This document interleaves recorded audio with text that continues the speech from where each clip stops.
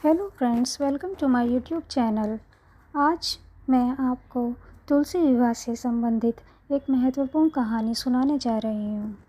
आइए जानते हैं तुलसी विवाह की कथा।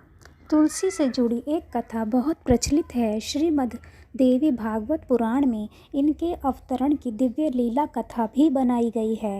एक बार शिव ने अपने तेज को समुद्र में फेंक दिया था। उससे एक महातेजस्वी बालक ने जन्म लिया। यह बालक आगे चलकर जालंधर के नाम से पराक्रमी दैत्य राजा बना। इसकी राजधानी का नाम जालंधर नगरी था। दैत्यराज काल नेमी की कन्या वृंदा का विवाह जालंधर से हुआ। जालंधर महाराक्षस था।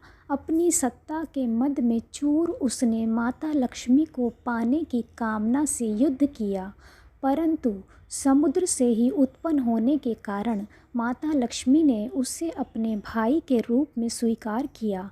वहाँ से पराजित होकर वह देवी पार्वती को पाने की लालसा से कैलाश पर्वत पर गया। भगवान देवाधिदेव शिव का ही रूप धरकर माता पार्वती के समीप गया, परंतु माँ ने अपने योग बल से उसे तुरंत पहचान लिया तथा वहाँ से अंतर्ध्यान हो गईं। देवी पार्वती ने क्रुद्ध होकर सारा वृतांत भगवान विष्णु को सुनाया। जालंधर की पत्नी वृंदा अत्यंत पतिव्रता स्त्री थी। उसी के पतिव्रत धर्म की शक्ति से जालंधर ना तो मारा जाता था और ना ही पराजित होता था। इसीलिए जालंधर का नाश करने के लिए वृंदा के पतिव्रत धर्म को भंग करना बहुत ज़रूरी था।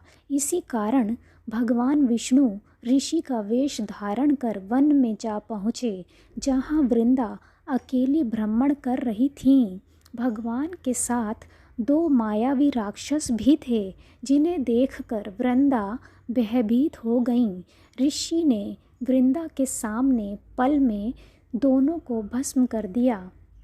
उनकी शक्ति को देखकर वृंदा ने कैलाश पर्वत पर महादेव के साथ युद्ध कर रहे अपने पति जालंधर के बारे में पूछा।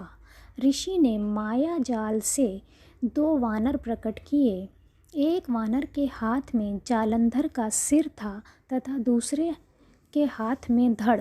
अपने पति की यह दशा देखकर वृंदा मूर्छित होकर गिर पड़ी। होश में आने पर उन्होंने ऋषि रूपी भगवान से विनती की कि वह उसके पति को जीवित करें। भगवान ने अपनी माया से पुनः जालंधर का सिर धड़ से जोड़ दिया, परंतु स्वयं भी वह उसी शरीर में प्रवेश कर गए। वृंदा को इस छल का जरा आभास ना हुआ। जालंधर बने भगवान के साथ वृंदा पतिव्रता का व्यवहार करने लगी, जिससे उसका सतीत्व भंग हो गया। ऐसा होते ही वृंदा का पति जालंधर युद्ध में हार गया। इस सारी लीला का जब वृंदा को पता चला तो उसने क्रुद्ध होकर भगवान विष्णु को शिला होने का श्राप दे दिया तथा स्वयं सती हो गई। जहाँ वृंदा भस्म हुई वहाँ तुलसी का पौधा उगा। भगवान विष्णु ने वृंदा से कहा, हे वृंदा, तुम अपने सतीत्व के कारण मुझे लक्ष्मी से भी अधिक प्रिय हो गई हो। अब तुम तुलसी के रूप में सदा मेरे साथ रहोगी। जो मनुष्य भी मेरी शालिग्राम रूप के साथ तुलसी का विवाह करेगा, उसे इस लोक और परलोक में विपुल यश प्राप्त होगा। जिस घर में तुलसी होती हैं, वहाँ यम के दूत भी असमय नहीं जा सकते।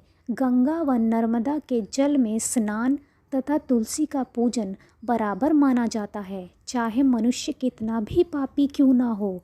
मृत्यु के समय जिसके प्राण मंजरी रहित तुलसी और गंगा जल मुख में रख कर निकल जाते हैं, वह पापों से मुक्त होकर वैकुंठ धाम को प्राप्त होता है। जो मनुष्य तुलसी व आंवलों की छाया में अपने पितरों का श्राद्ध करता है, उसके पितृ मोक्ष को प्राप्त हो जाते हैं। उसी दैत्य जालंधर की यह भूमि जालंधर नाम से विख्यात है। सती वृंदा का मंदिर मोहल्ला कोट किशनचंद में स्थित है। कहते हैं इस स्थान पर एक प्राचीन गुफा थी जो सीधी हरिद्वार तक जाती थी। सच्चे मन से 40 दिन तक सती वृंदा देवी के मंदिर में पूजा करने से सभी मनोरथ पूर्ण होते हैं। जय तुलसी माता। तुलसी विवाह की हार्दिक शुभकामनाएं आप सभी को। वीडियो अच्छा लगे तो वीडियो को लाइक करें। चैनल पर नए हैं तो चैनल को सब्सक्राइब कर लें। Thank you for watching.